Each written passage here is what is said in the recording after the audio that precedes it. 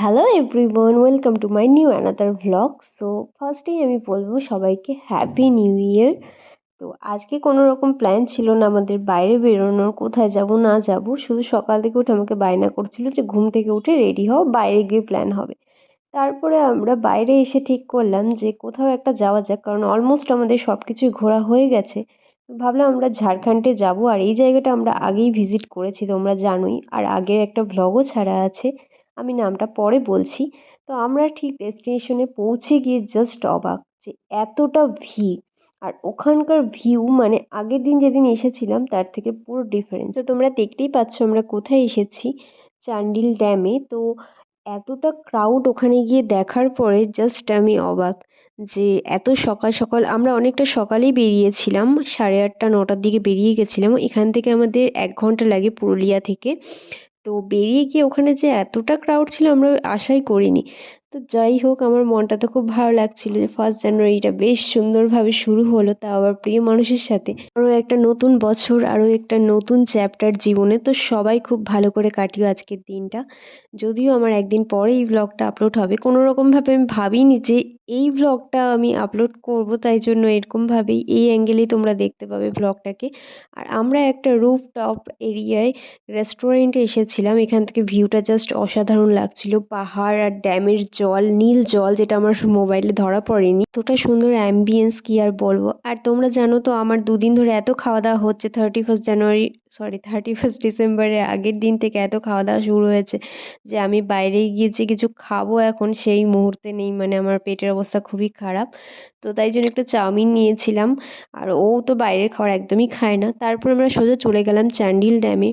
আর দেখতে তো খুবই সুন্দর, আর যারা টিকিট কাটছিল তাদেরই শুধু ভেতরে ঢুকতে দিচ্ছিল। তো আমরা একটু ভাবলাম যে কিছুক্ষণ এখানে ফিল নিই, তারপরে আমরা টিকিট কাটবো। টিকিটের ওই জায়গাটা তো আরেকটা প্রবলেম যে 6 জন না হলে উঠতে দেবে না, আর বেচারি আমরা তো দুজনই, আমাদের এখানে কেউ নেই।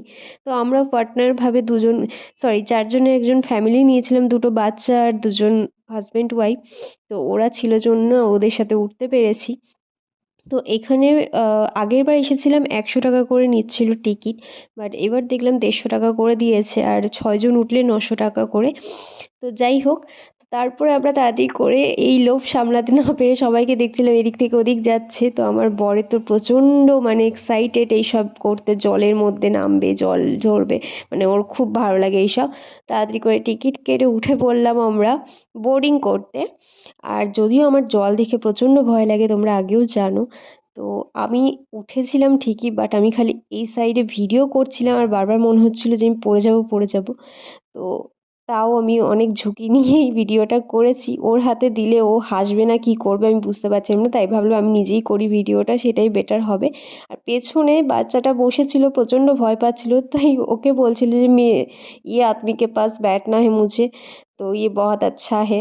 মানে আমার বর হাজবেন্ড প্রচণ্ড মজা করতে ভালোবাসে, তো ও ওর কাছে এসে এত আনন্দ পেয়েছে, বলছে যে আমি এর কাছেই বসে ঘুরবো। তো দুজনে মিলে খুব মজা করছিল সামনে বসে। তারপর আমার একটু স্লো মোশন করছিলাম, কারণ জায়গাটার লোভটা আমি সামলে উঠতে পারছিলাম না, এতটা সুন্দর ভিউ আসছে। মানে ফটো তো বিশাল তুলেছি, সেগুলো তুমি কিন্তু ইনস্টাগ্রাম বা আমার ফেসবুক ফলো করলে দেখতেই পাবে অবশ্যই। শ্রেষ্ঠা দত্ত নামে আছে ফেসবুকে, আর ইনস্টাগ্রামে আছে দ্য বং লেডি। তো দেখছো এইদিকে সবুজ জল, আর উল্টো দিকে যেটা দেখালাম তোমাদের ওখানে নীল জল। কি দারুণ এরিয়াটা। আর দুজনে খুব সুন্দরভাবে রোদের মধ্যে কেক মারছিলাম। আর পেছনে যেই সারি সারি গাছগুলো দেখছো, ওই গাছগুলো কিন্তু পিকনিক স্পট। ওখানে প্রচুর মানুষ এসে নিজেরা রান্না করছিল, স্নান করছিল জলে, আর প্রচুর প্রচুর এনজয় করছিল, গান বাজনা হচ্ছিল। তাই জন্য আমাকে ভয়েস ওভার দিতে হচ্ছে। তো আমরাও ভাবছিলাম যে আমরা ওখানে যাব, বাট যেহেতু এটা একটু ওপরের দিকে, মানে পাহাড়ের ওপরে এই যে লেকটা, ড্যামটা, তো আমার পাটা প্রচণ্ড ব্যথা করছিল। তাও ভাবলাম যে আমার বর প্রচুর মানে হয় না হুজুগে পায়ে মক্কা যায়, ওরকম টাইপের, যে ওকে ও যখন ঠিক করে যে যাবে ঘুরতে তো যাবেই। তো ওর খুশি রাখতেই 1st জানুয়ারির দিন মন খারাপ না করাতে আমিও ভাবলাম যে ঠিক আছে তাহলে এসছি যখন একেবারে সব কিছু ঘুরে যাব। আর এটা আমাদের রাইডের সময় ক্লিপ, যেটা আমি পরে অ্যাড করেছি। এতটা সুন্দর ভিউ, আর জলটা পুরো নীল ছিল। ওখানে একটা এরিয়া ছিল যে জলের গভীরতাটা বেশি ছিল, তো অতখানেই আমরা গেছিলাম বোটিংয়ে। তারপরে যখন ফিরে এসেছি একদিকে তো আমাদের পুরো হেলে পড়েছিল, ওটা দেখে আমার প্রচণ্ড ভয় লাগছিল যে আজকে যদি মরে যাই তাহলে কি হবে। আর পাহাড়ে উঠলে আমার অ্যাক্রোফোবিয়া আছে প্রচুর। পাহাড়ে উঠলে আমি নিচে তাকালেই আমার মনকে মানে মন বলছি শরীর টরীর কেমন কাঁপতে থাকে। আমার তো পাহাড়ে ওঠার পর থেকেই পা প্রচুর শিউরিং দিচ্ছিল, প্রচুর কাঁপছিল। তো ওকে ধরে ধরেই আমি নামছিলাম নিচে।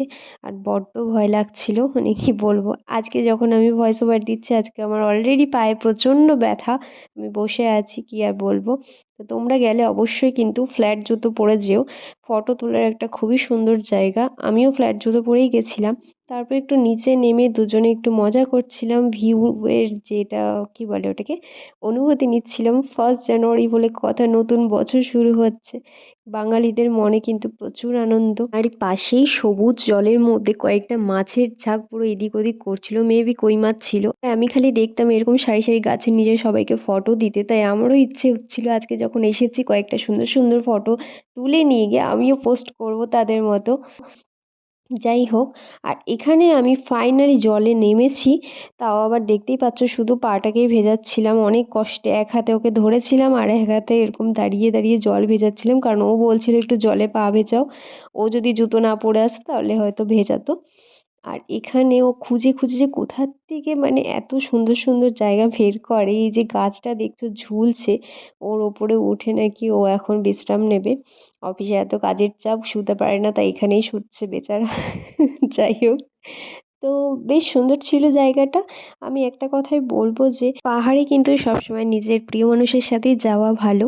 কারণ অনেকটা টাইম ভালোভাবে এনজয় করতে পারবে, অনেকটা কাছাকাছি তোমরা আসতে পারবে। আর এরকম সুন্দর ভিউ এর জন্য নিজের প্রিয় মানুষটাকে অবশ্যই পাশে হাতে হাত রেখে এই ভিউ দেখার উপভোগটাই করতে হবে তোমাদের। অনেকটা কোয়ালিটি টাইম স্পেন্ড করার পর যখন আমরা বিকেল বেলায় বাইরে বেরোবো তখন এই রকম অবস্থা, পুরো গিজগিজ করছে লোকারণ্য।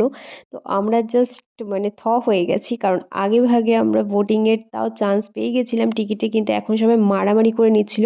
আর এত ভিড়ের মধ্যে এই মাত্র দুটো ঘোড়াকে নিয়ে দুজন এসেছে, সামান্য কিছু পথ তাও ওদের ঘোড়া লেগেছে। যাই হোক, যার যেটা পার্সোনাল ব্যাপার।